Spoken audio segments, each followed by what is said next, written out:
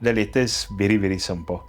I want to deliver services from the Deputy Executive Mayor's office, together with the CEO's office, which falls under the Deputy Executive Mayor, and I'm being blocked by the Executive Mayor.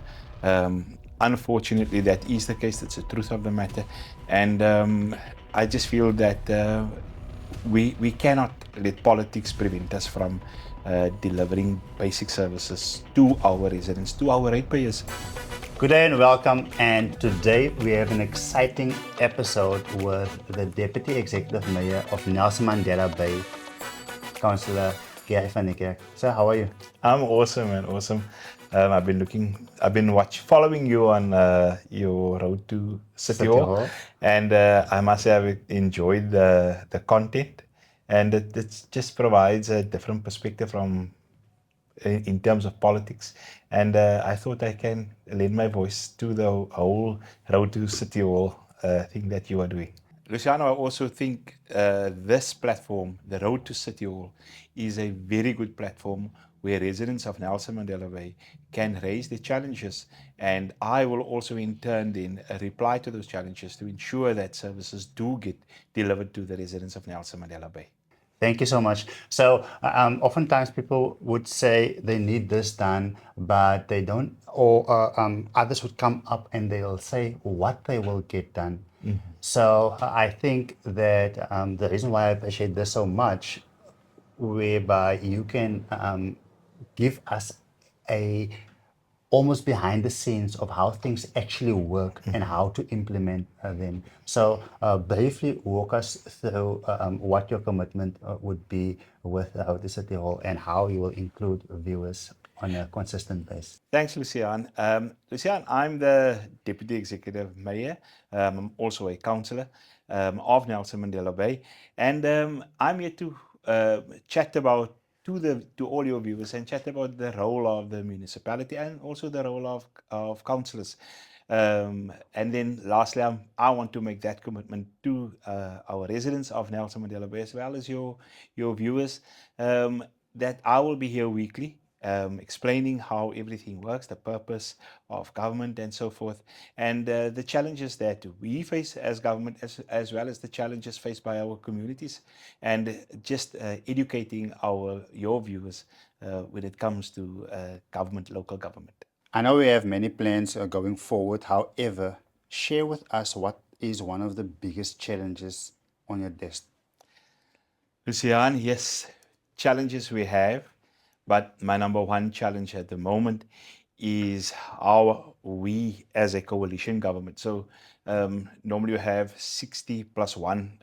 If one party gets 60 plus one councillors, they normally say 50 plus one percentage, but it's 60 plus one. So you need 61 councillors to form a government. That hasn't happened in 2021, and coalition governments are here to stay. The biggest challenge right now is, especially with the run up to the elections, is that all political parties are on the campaign trail and so forth, and sometimes the actual delivery of services and politics get mixed. The lines are blurred when it comes to the two. And for me, the reason why I got into this local government is because I wanted to deliver services to the community. The challenge that I face, the big challenge that I face, is that I'm finding it increasingly difficult to do what I really want to do, which is to ensure that people really get basic services delivered. And not just this week and then in 2 weeks, but it needs to be consistent. We need to do it every single day of our lives. That's what we get paid to do, not only us as the councillors, but also the administrators. And I've now undertaken to write to the provincial officials to tell them about how difficult it is. We recently had a visit from the Deputy Minister of Cocta, together with the MEC of Cocta, where they came and addressed us as the mayoral committee, where we also had the officials present, and they said they'll be back here within a few weeks, and it's coming anytime now. The last visit was about 3 weeks ago, and I thought, let me also do my part when it comes to delivering services. And the the mayor has been receiving a lot of flack, and I said, we're a team. We rise together, we fall together. Hence, me thinking about it and putting together a plan. And this plan speaks to a turnaround, a quick turnaround strategy for the municipality. This is what the people want. And the strategy we developed was a 90-day strategy. It's centered around our main routes along Nelson Mandela Bay. And if you take, for example, a resident that lives in Boysons Park or in Lorraine, Summerstrand, and we look at the challenges they face on a daily basis, because that is what people see the first thing when they get out of their garages, out of their driveways. The first thing they see, the street lights are not working. There's an illegal dumping site. The road markings are no longer visible. There's potholes. These are the things that's our challenges in our communities face on a daily basis. So those are the things that I wanted to address. But I'm the weirdest thing is, as much as I want to assist um, in delivering services, I'm being blocked from doing so.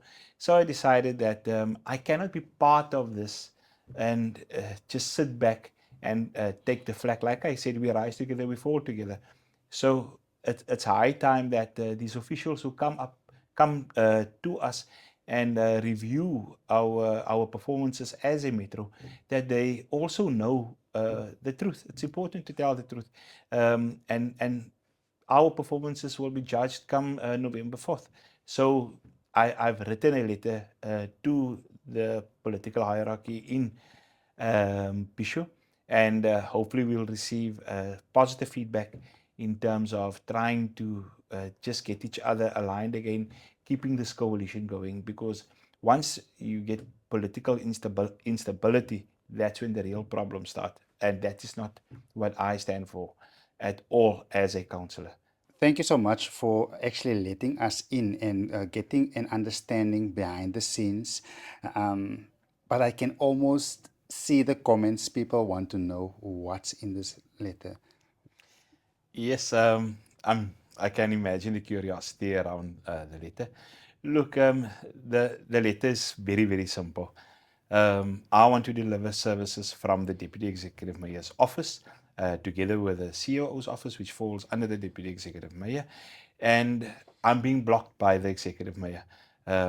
Unfortunately, that is the case. That's the truth of the matter, and I just feel that we cannot let politics prevent us from delivering basic services to our residents, to our ratepayers. They deserve it, and therefore I felt that it's important that I intervene now, that I actually escalate this matter so that there can be intervention when it comes to the way Nelson Mandela Bay looks, the way it's run, and hopefully it will open doors. It will open the door to consultation or dialogue between ourselves and provincial government, even national government. So yes, I know the letter will ruffle some feathers. But if that's the case, in order to deliver services to our residents, then so be it.